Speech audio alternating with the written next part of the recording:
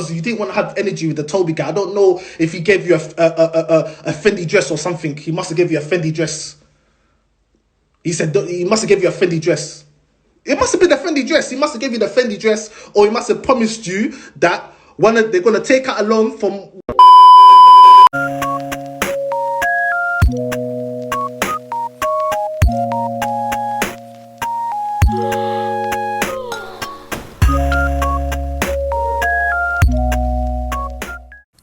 Greetings, dolls and gents, and welcome back to the doll room. So, as you can see from the title, you already know what this is. This is basically my reaction and conclusion to the ZZ Mills interview featuring Pastor Toby. If you didn't check out my first video, I pretty much gave my initial reaction about how I felt when I first heard that ZZ would be interviewing him at all. The audio was so poor. So for those of you that did watch it, thank you so much. And yeah, everything I predicted and how I felt came to light. There wasn't enough hard-hitting questions.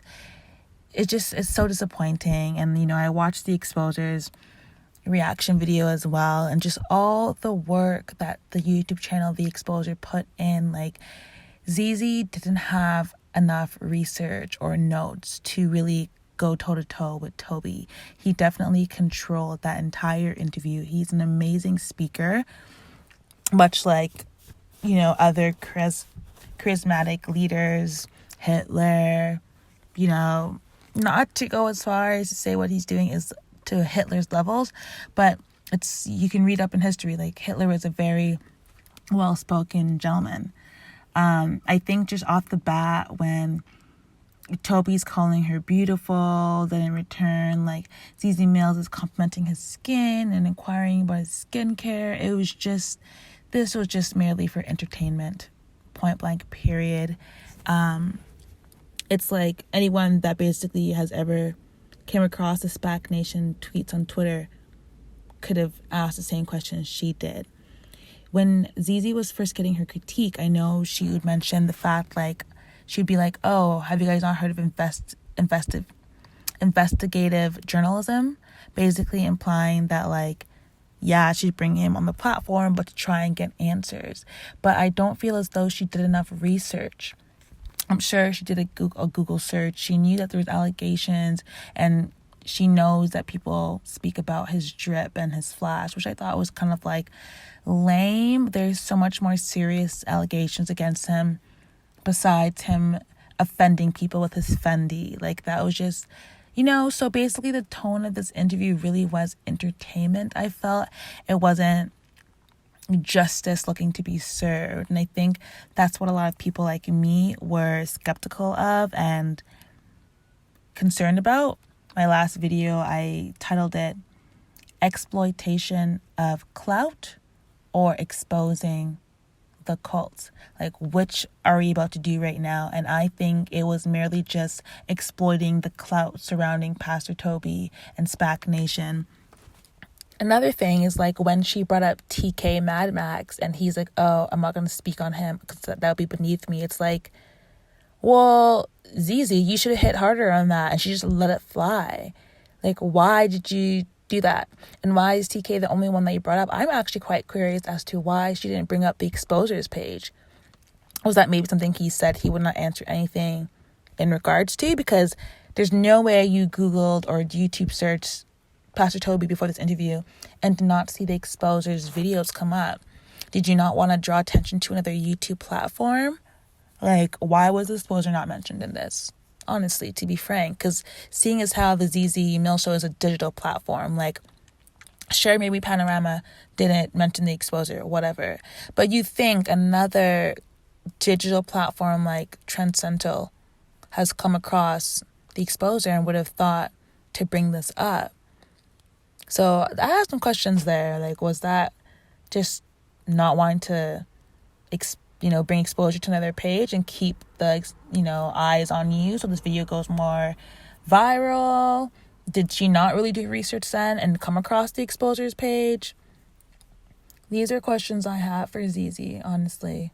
at the end of the video, she mentions that she has a hit list, and he was on it, and she had now just hit him off her list. But it's like, okay, cool, yeah, cool, you got your little interview, but what has it done to help? But she wasn't really on that wave. She mentions that SPAC Nations reminds her of the church she used to attend when she was in college, which was really, it was huge youth group, and it was so much fun, and that's why she can kind of see the allure to SPAC Nation, and that people already have their minds made up about him based on what Twitter is saying and etc. So it's a shame, because she hopes that people can really just take this interview for face value and try and make up their own perception. Is she mad? Zizi, are you actually mad? Zizi, like the exposure said, if you actually had reached out to victims, reached out to people that were on Panorama, that broadcast documentary, perhaps you could have empathized with them more. Zizi's literally empathizing with Pastor Toby.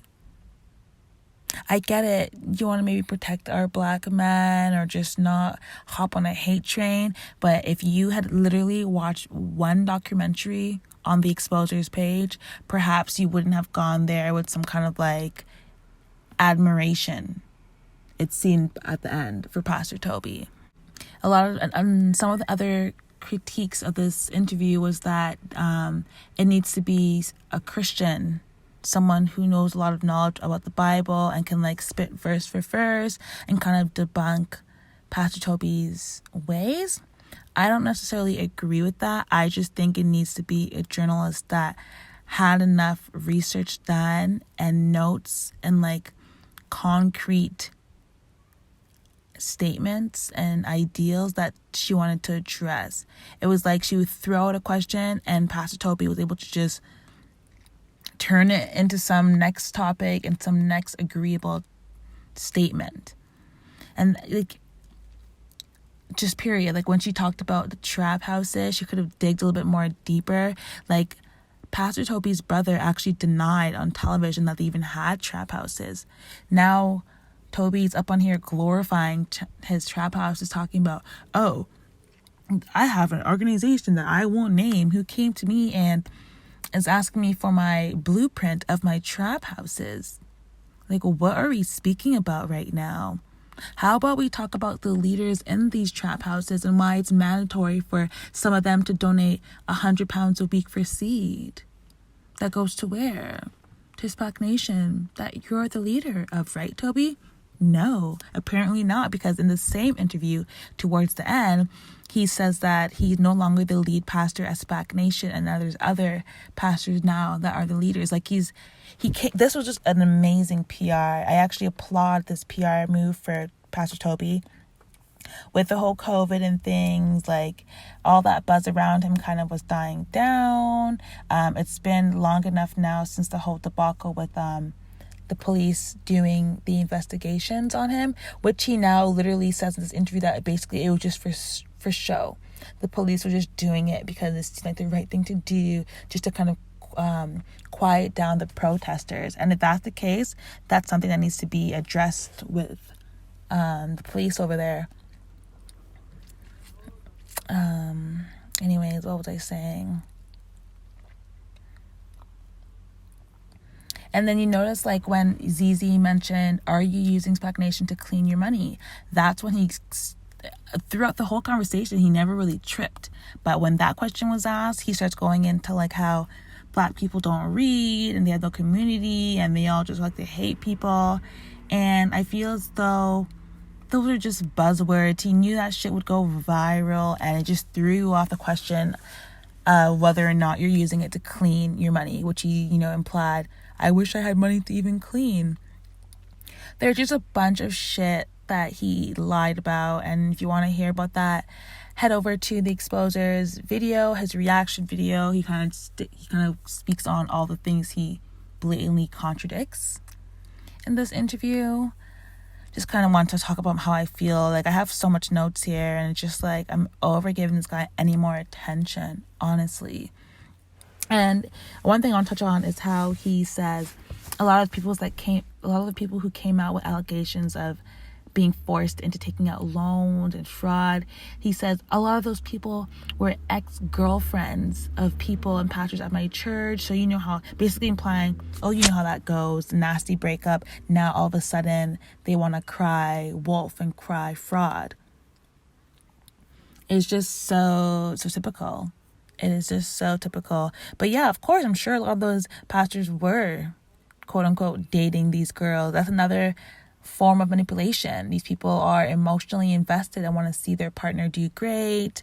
They want to prove something to them, show that they're a ride or die. Like, we can get into that if that's what you're trying to say now too. But yeah, it was definitely just a PR move on his point. Get these people talking, go viral, get some more clout, get some more attention on their social medias. Now that the police attention has, decreased, he's back to clouding it up. I don't know if they're still holding services. If they're not, I'm sure they're offering, and seed donations have kind of like also decreased. Maybe this is a new way to appeal to a wider audience virtually and get new inquiries and new people looking for quote unquote mentors, and they're able to kind of like move their efforts from their services to an online kind of environment. Shout out to those kids he claims that he sent, over 10 kids to Harvard and Oxford. Like, I'm not saying this guy is a straight up demon, but he definitely has very heartless ways. Like, period. So, yeah, in conclusion, I'm going to wrap this up. I'm disappointed that this was merely an interview for entertainment purposes, but ZZ Mill's show is an entertainment platform. It's not cold, hard-hitting investigation. It's not a social justice warrior, per se. It does bring awareness to topics, but she really missed the ball on this one. All she had to do was watch the Exposer's YouTube page and really have a freaking notepad, have your laptop out there and go hit for hit. Play a clip from one of the Exposed videos and ask him to rebuttal that. Like, why are we talking about his skincare? Why are we talking about his drip? Why are we asking him if he's married and if he has kids? Like, he's not a fucking celebrity. So I don't really understand the approach ZZ was going, but I think it's because she doesn't quite think he's guilty of a lot of these things. Yeah.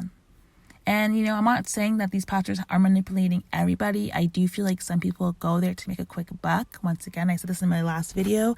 They hear, oh, you can get it's for many different reasons. One, it could be, oh, I heard you can get a business mentor and they help you open a business. Some people straight up know, okay, there's some dodgy shit going on and I want a piece of that cake. So they go in and, for whatever reasons, pull out a loan, and maybe they're promised a larger amount, but then the pastor takes all of it and cuts them off. Like, whatever the case may be, some people there definitely do go there aiming to get money. But like Pastor Toby said, not everybody that's attracted to the lavish lifestyle and the drip stick around for those reasons. Some people desperately are looking for a sense of community and faith, and are in hard times and want to have something positive to look forward to, which could be the Sunday service, which they do look lit. Can't even hold that against them. Anyways, let me know your thoughts down below, and don't forget to like this video, share it with your friends who are interested, and please subscribe on the road to 1,000 subscribers. Anyways, as always, stay hustling, and I'll see you in my next video.